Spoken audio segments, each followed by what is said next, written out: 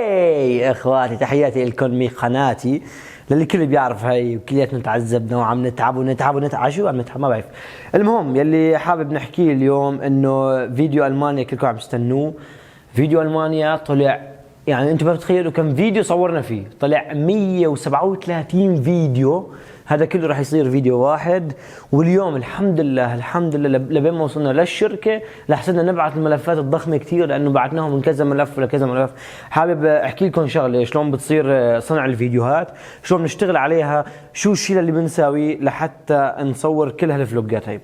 طبعا اللي احنا قررنا باخر فتره انه نصوركم فلوجات في اوروبا، انه تصير رحل على باريس، ايطاليا، اسبانيا، مدريد. حابب نورجيكم هالجمال الاوروبي هون. طبعا الفيديوهات كلها بتتصور، انا بصورها، بتتصور يعني اقل فيديو من الفلوجات هو تصور ب 80 فيديو. بقى تخيلوا كم لقطه عم ناخذ. فيديو الماني هو تصور ب 137 لقطه تقريبا او اكثر، ما بعرف قد ايه. واليوم بعثناهم، بتم مونتاج الفيديو هذا كله بهولندا مع شاب راح نقول لكم عنه بعدين، وعن تفاصيل شغلنا كيف عم نشتغل وهالقصص هي. الموسيقى كلها بتنشر مشان حقوق النشر وهالقصص هي. هذا الشيء اللي حلو. بس من فتره صارت معي شغله استغربت منها كثير. انا تخيلوا انه كنت منزل فيديو على تن الخليل الكوميدي، اصل الضحكه بمصر. الخليل الكوميدي شو مساوي؟ مقدم بلاغ لشركه اليوتيوب، مبلغ عن الفيديو اللي نحن ناشرينه. قال انه الفيديو تضايق منه كثير. هلا نحن اكيد نحن ما راح نضايقك، بس انت يعني ما بعرف. انا استغربت يعني من بين العالم كل اللي انتقدوا، ومن بين كل العالم اللي انتقدوا ما اجى الا لعندي انا مبلغ على الفيديو. والفيديو طبعا انشال من القناه.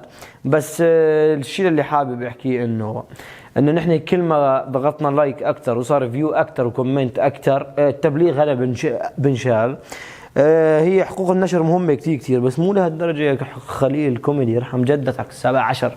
المهم اخواتي، كل اللي بدي اياه منكم انه نضل، انه انا حابب انه استمر بهاليوتيوب بقوة، وعم جهز لكم كثير اشياء، بس كثير صعب الايام وهذا الشغل هذا، وخاصة الجو بالسويد بقرف، يعني بقرف بكل معنى الكلمة. يعني تخيل درجة الحرارة ناقص 7 ناقص 8، يعني ما بتحسن تطلع برا البيت. وبالبيت عندي انتقلت على بيت ثاني، والبيت الثاني ما فيه انترنت، عم اضطر انزل لغير مكان لحتى احملكم الفيديوهات.